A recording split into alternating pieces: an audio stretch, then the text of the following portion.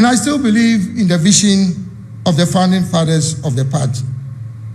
However, the MPP, as it exists now, has very little resemblance to the party that I joined in 1992 and helped to launch.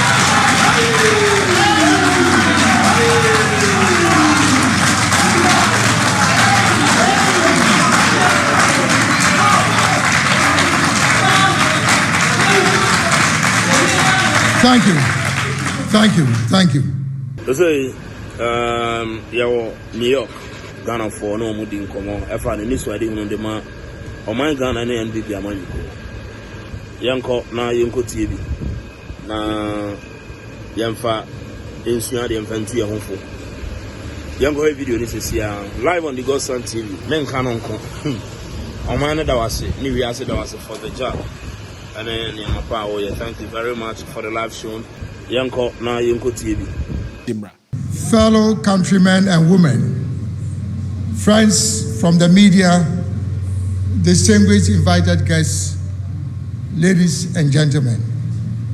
Let me start first by expressing my profound gratitude to you all for accepting my invitation to attend this press conference here today.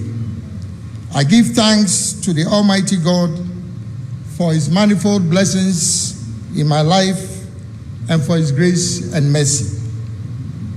I wish also to use this platform to express my heartfelt appreciation to each and every one of you, particularly the rank and file of the New Patriotic Party, NPP, who have believed in my vision, who have stood by me through thick and thin, and who have shown an unwavering faith in the promise of a brighter future for Ghana. Your belief in the possibilities of our nation and your dedication to the ideals of progress, unity, and prosperity have been nothing short of inspiring. It is important for me at the outset to provide a historical context for what has occasioned this press conference today. In 1992, when the New Patriotic Party was established, a group of young, dynamic business executives and professionals came together to establish the Young Executives Forum, YEF, under my chairmanship.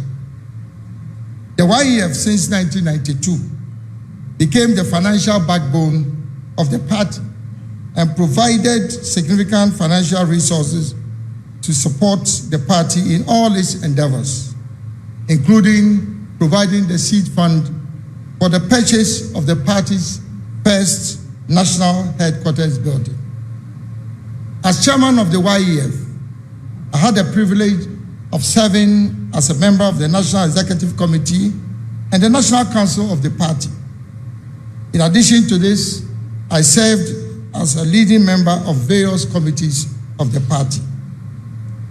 In 1996, after the unsuccessful attempt by the first flag bearer of the party, Professor Albert Edubuahin, to win the general elections, the membership of the Young Executive Forum nominated me to contest the 1996 presidential primaries alongside leading personalities such as Professor Edubuahin, Mr. J. Kuffour, Dr. Jani Selby, Dr. Kwame Safodu, Mr. J.H. Mensah, and Dr. Jones Oforiatta. I was prevailed at that time upon by some senior members of the party, in particular, Mr. Akenteng Apiamenka and Mr. Stephen Preku, both of blessed memory, to sacrifice the opportunity to contest for the leadership of the party and rather support my senior colleague aspirants. From 1996 to 2000, I played a leading role in supporting the bid of the then candidate J.A. Kuffour to win the general elections and become president of the Republic of Ghana in 2001.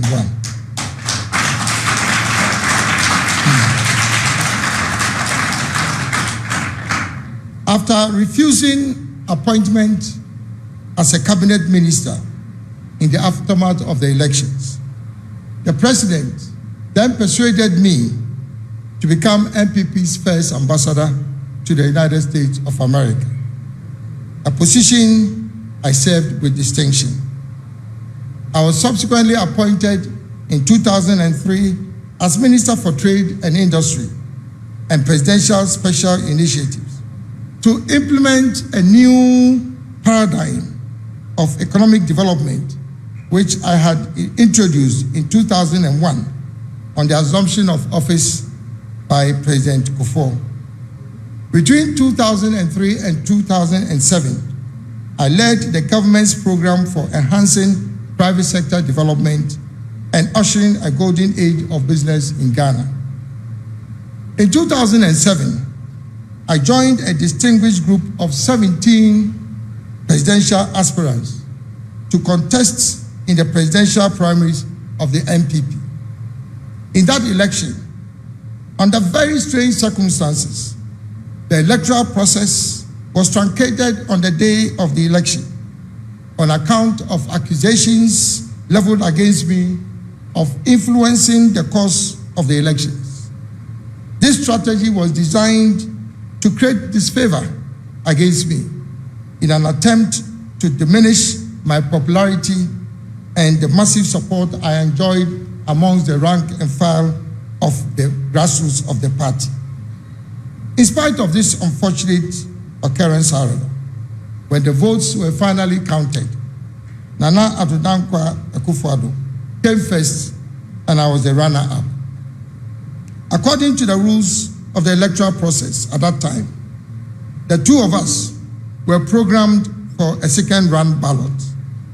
It was in response to this development that I made my landmark declaration that to avoid a further deterioration of peace in an already divided party, I would make the supreme political sacrifice not to contest the runoff, but rather support my senior brother, Nana Kuffour, to contest as the flag bearer for MPP.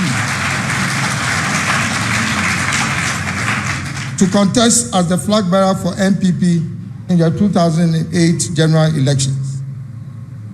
Despite the sacrifice I made to unite the party, as referred to above, there were very serious post-primary attacks on my supporters all over the country and an open show of hostility. Some of my supporters were victims of brutalities and continue to bear the scars of that treatment.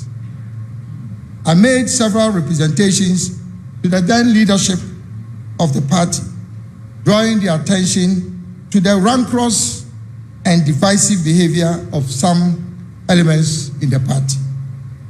Regrettably, however, my representations went unheeded. As a consequence, I gave notice of my decision to resign from the party in protest against the blatant alienation of my supporters, orchestrated by elements aligned to the leadership of the party at that time. The protests and reactions from the rank and file of the party at that time from all over the country compelled the then chairman of the party to constitute a reconciliation committee chaired by the then immediate past chairman of the party, Ambassador Samuel Odoi Sykes. The committee upheld all my submissions and prevailed upon me to rescind my decision to resign, which I did, with a firm promise to address all the contentious issues I had raised in my notice of resignation. Unfortunately, however, all the promises made by the party leadership were never fulfilled, and indeed, the divisive and hostile attacks on my person and my supporters remained for several years thereafter and have continued to date.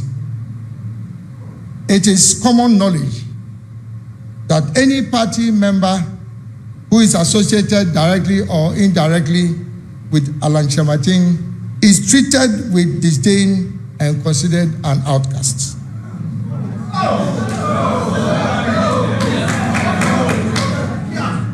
Fellow countrymen and women, I have endured all this resentment and maintained my integrity within the party throughout the past 50 years. On assumption of office of the MPP in 2017, under the leadership of His Excellency Nana Addo Kuffour, I was appointed as Minister for Trade and Industry in the first term of the MPP administration and was retained in the same position by the President in his second term. During the past 6 years, I led the introduction and implementation of some of the most innovative and successful programs of the MPP, including the establishment of the One District, One Factory initiative, the establishment of the African Continental Free Trade Area (AFTA) with the headquarters of the Secretariat in Ghana, the development of new strategic anchor industries to diversify the economy in Ghana, including the automobile assembly and component manufacturing, the establishment of business resource centers and technology solution centers all over the country to provide comprehensive business development solutions to micro, small, and medium enterprises. The introduction of the new integrated customs management system, otherwise referred to as UNIPAS, which has significantly enhanced mobilization of government revenue. The establishment of industrial parks, including the flagship Greater Kumasi Industrial City and Special Economic Zone. The development of a national export strategy with a target of achieving export revenue of 25 billion United States dollars by 2030. And last but not the least, the introduction of business regulatory reforms and public-private dialogue mechanisms to facilitate government's interaction with the private sector. In spite of the limited budget put at my disposal during my tenure as cabinet minister, I was able to deliver significant achievements for the government and my country. Fellow countrymen and women, I believe I have served my country and intend to continue to do so.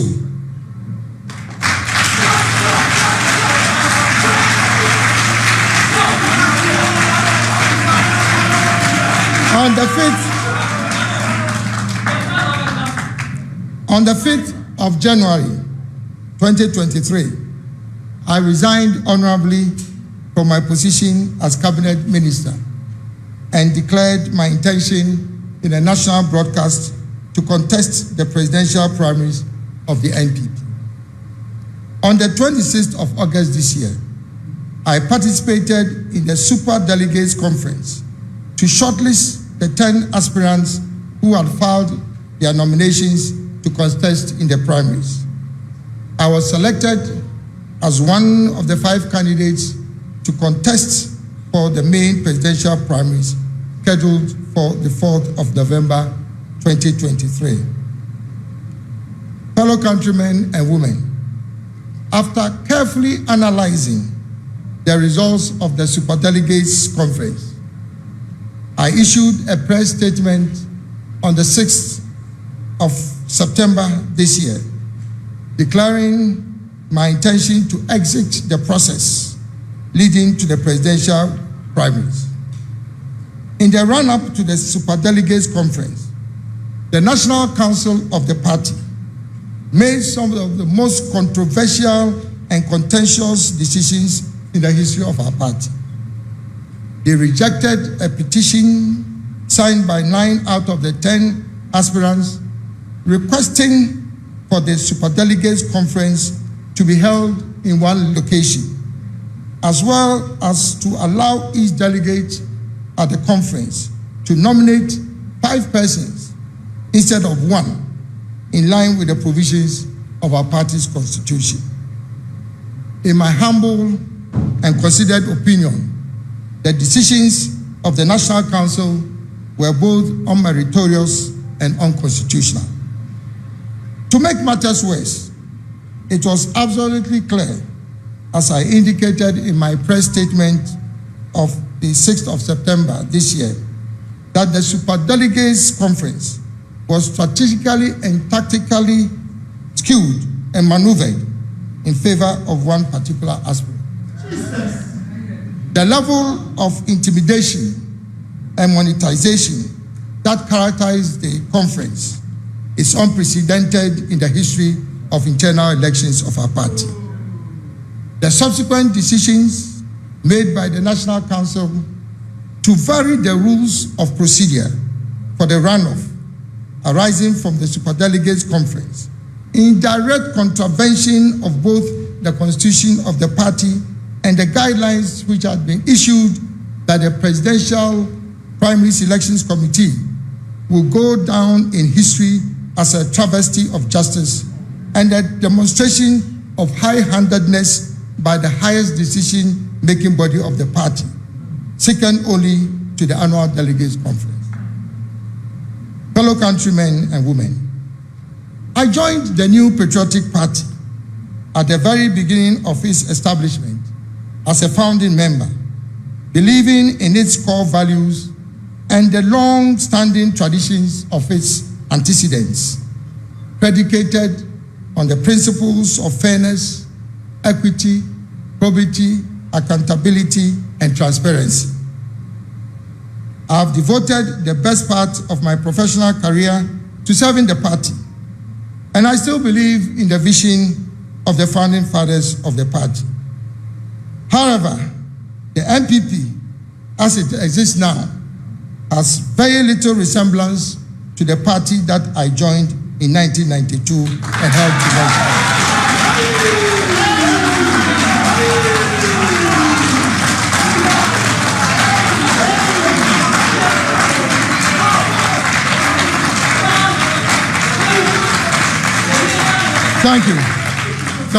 Thank you. The party has been hijacked by a selected group of party leaders and elders, government appointees, behind the curtain power brokers and some unscrupulous party apparatchiks.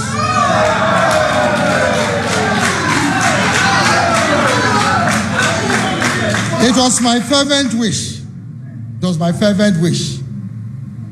to use the vehicle of their party to bring my God-given talents, experience, and knowledge acquired both locally and internationally over a period of 46 years to serve our dear nation, Ghana, at the highest level of executive authority.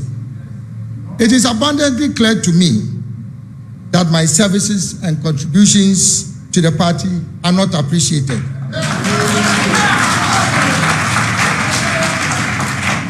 And that my continuous stay in the party will create further tension and divisions, which is an exact replay of the circumstances that led to my decision to resign from the party in 2008. Fellow countrymen and women, under the circumstances and given the context provided, I wish to use this platform to announce that I'm honorably resigning with immediate effect.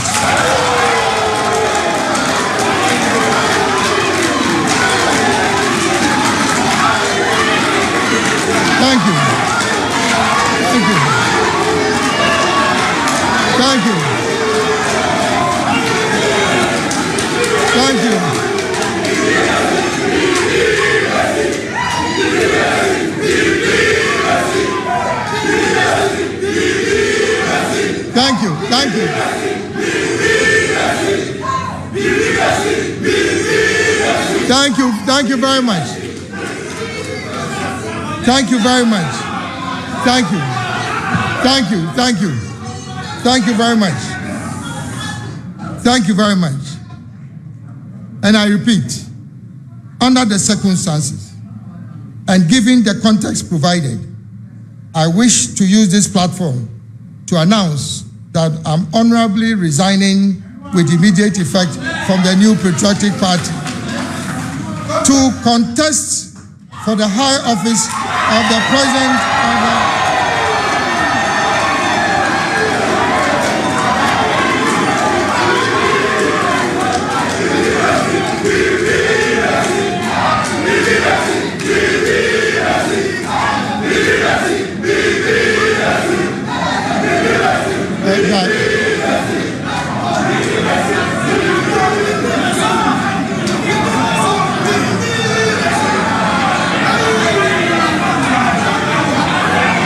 Thank you. Thank you.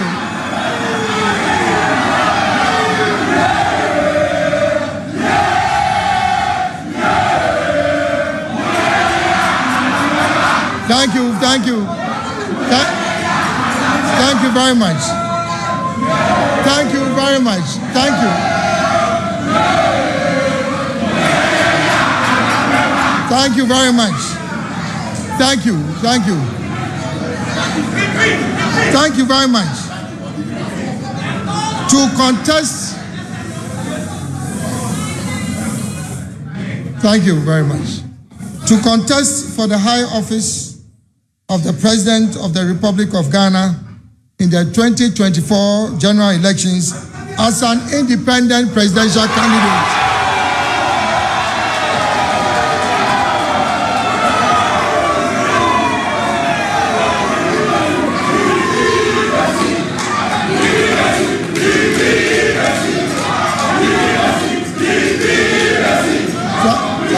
Thank you.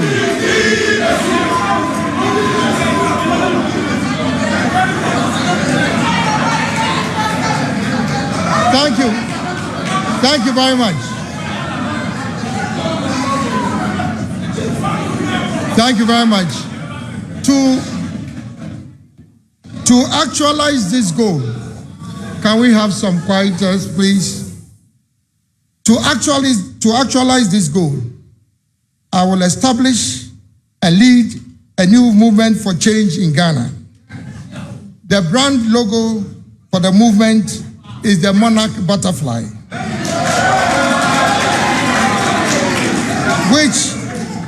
which politically symbolizes change and transformation, hope and positivity.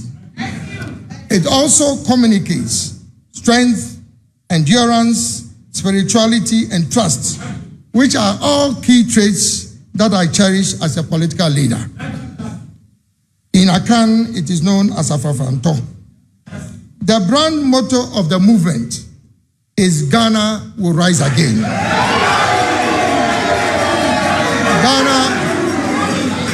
Ghana will rise again, which symbolizes hope for the future of Ghana. The new movement will be led and powered by the youth of Ghana.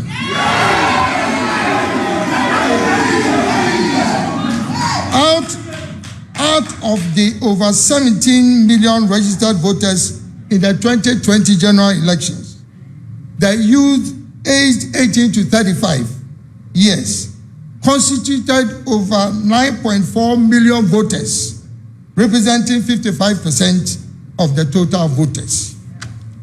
This is a constituency that you cannot ignore. It is acknowledged without doubt that the youth represent the future of our country, and yet they constitute the most vulnerable section of our society. From available statistics, 85% of all prison inmates in Ghana are aged between 12 and 35 years. This is profoundly alarming. Fellow countrymen and women, it is also worth noting that every year, over 300,000 graduates from tertiary institutions in Ghana, excluding those from secondary institutions, enter the job market with little or no hope of finding a job. Clearly, public sector employment is not an option with an already over-bloated public service. This phenomenon of a pervasive employment crisis is gradually becoming a national security threat, as evidenced by the recent Occupy Jolobi House demonstrations. The initial reaction of the police in manhandling some protesters is not the solution to the problem.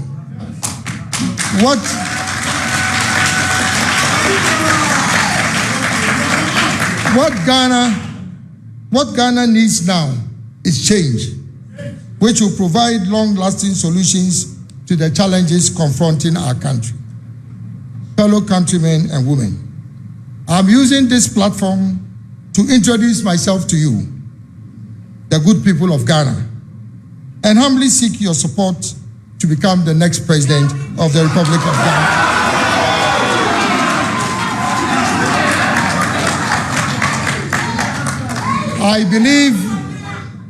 I believe with unwavering conviction that I am the only leader who can guarantee the economic and industrial transformation of our country, the restoration of confidence in political leadership, and the unification of an increasingly divided nation.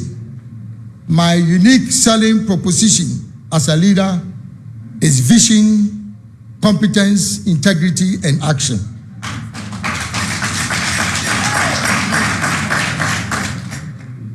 The four dominant themes for this change agenda which will be pursued by the movement are as follows. 1, change the political status quo by moving Ghana beyond the duopoly of the two main political parties, the New Patriotic Party and the National Democratic Congress. This will break divisive partisanship in governance in Ghana and bring an end to the winner-takes-all political syndrome. In addition, there's the need to promote reforms in the internal democratic processes and procedures of all political parties, such as introducing one man, one vote to ensure inclusiveness and reduce the effect of monetization in politics. The principles underpinning our national elections must be reflected in the electoral processes of political parties in Ghana.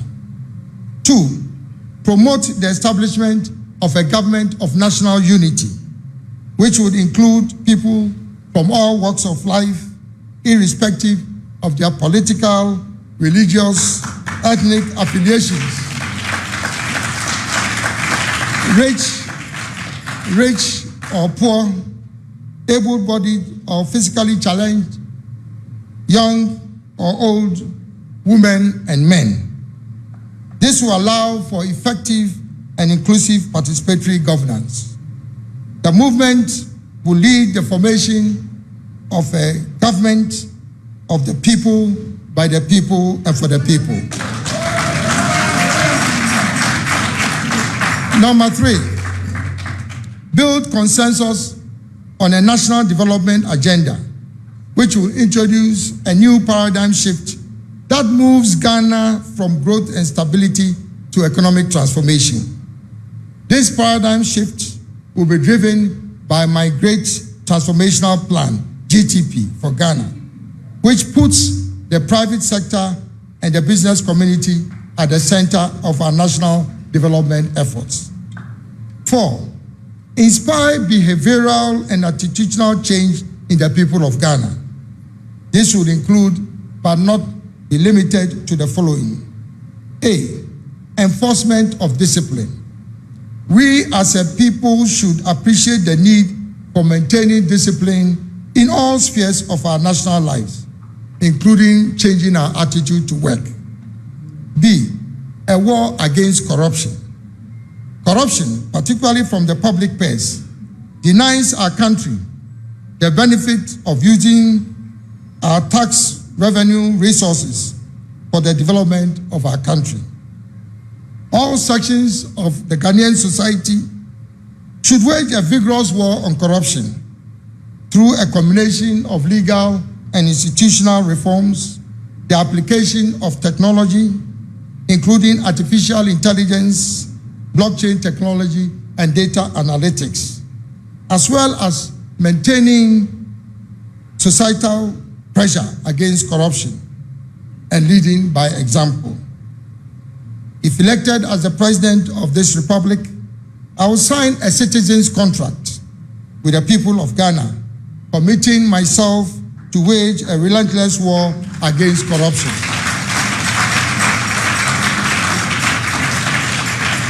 C, arrogance of power.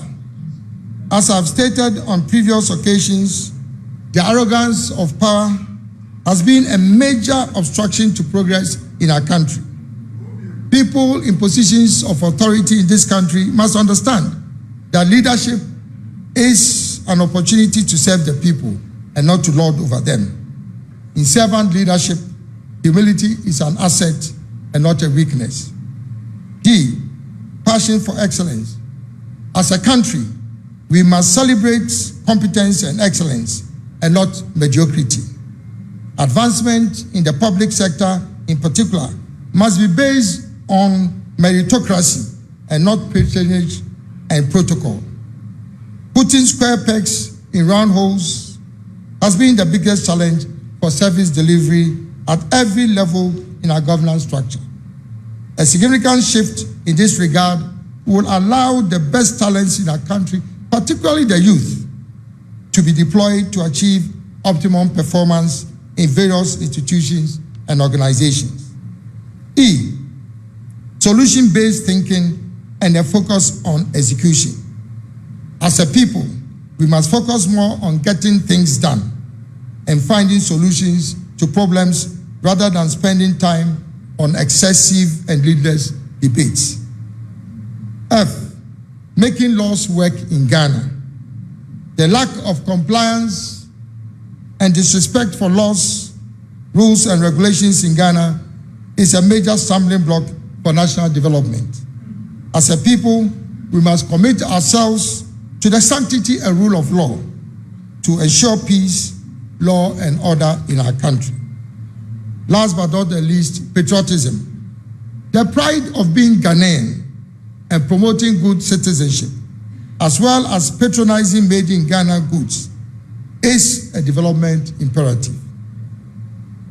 Fellow countrymen and women, Ghana is at a crossroads, and the dynamics of our time requires a transformational leader. I believe that I am the leader for this time. I have already put forward for the consideration of our country the Great Transformational Plan, GTP, which will significantly deal with poverty and bring prosperity to our nation.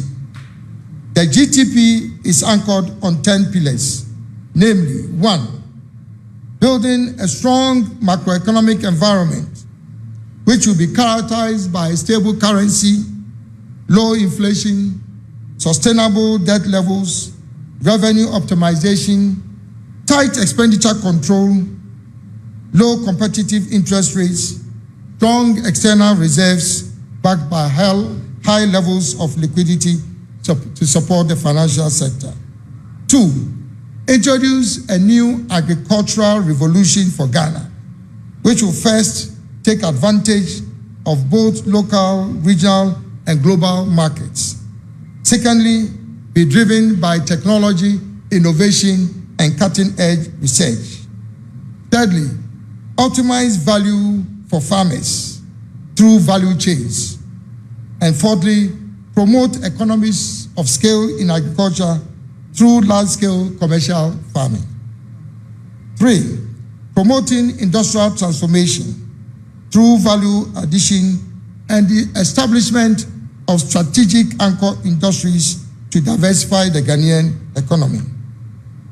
This will also involve the establishment of industrial parks and special economic zones, as well as the aggressive promotion of small and medium-scale enterprises. 4, accelerated infrastructural development, promoting private sector financing for public infrastructure such as roads, railways, ports, harbors, water supply systems, public housing, etc. This will reduce government's exposure to the financing of such infrastructural projects.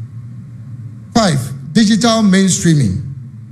Mainstreaming digitization in all government and public sector activities and bringing digital technologies to the doorstep of the ordinary Ghanaian.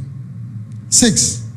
Energy security and diversification, placing greater emphasis on the development of renewable sources of energy, including but not limited to nuclear and hydrogen energy. This will require fast-tracking the execution of government's strategy for energy transition. 7. Health. Expanding health infrastructure and services by enhancing private sector participation in health service delivery across the country, as well as improving the viability of the National Health Insurance Scheme. 8. Education. Undertaking a comprehensive review of existing reforms in the educational sector, particularly the free SHS program, to ensure optimum efficiency and effectiveness in its implementation. Government will pay special attention to institutionalizing the link between industry, academia, and educational institutions, and reinforce the importance of apprenticeship and internship. Considering the critical importance of early childhood education, the development of new interventions in the educational sector will be to improve basic education in all its forms and nature, including but not limited to physical infrastructure, learning facilities, teacher training, and curriculum development. 9. Tourism. Encouraging private sector investments in the development of world-class tourism infrastructure, and also taking steps to leverage the tourism potential in each district and region of our country.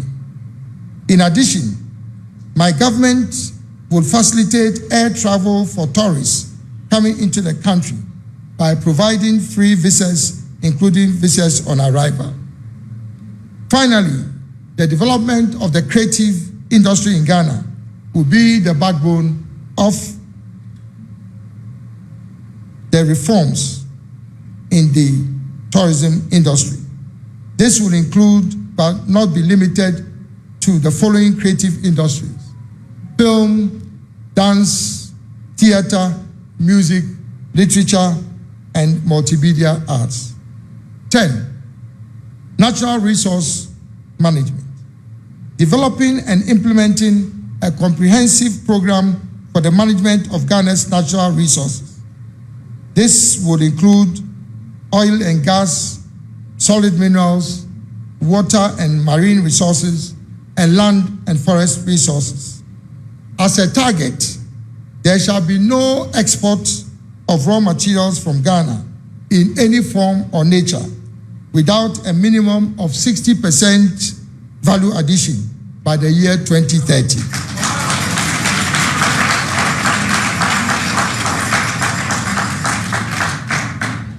This will usher in Ghana's decade of industrial transformation spanning the year 2025 to 2035.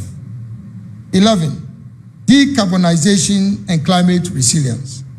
Scaling up government's current efforts at reducing Ghana's carbon footprints and facilitating access to the carbon trading markets, as well as establishing mechanisms to strengthen the country's preparedness against the negative effects of climate change and climate variability.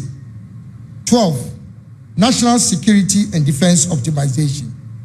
Deploying resources to strengthen national security and defense mechanisms and infrastructure to deal substantively with emerging security threats and challenges, particularly in the Sahelian region.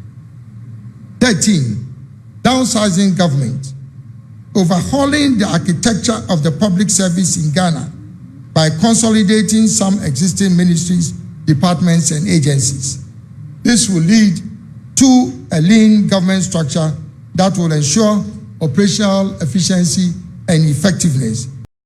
We want to know the actual condition as they exist, rather than how they are perceived or imagined to be in the diaspora.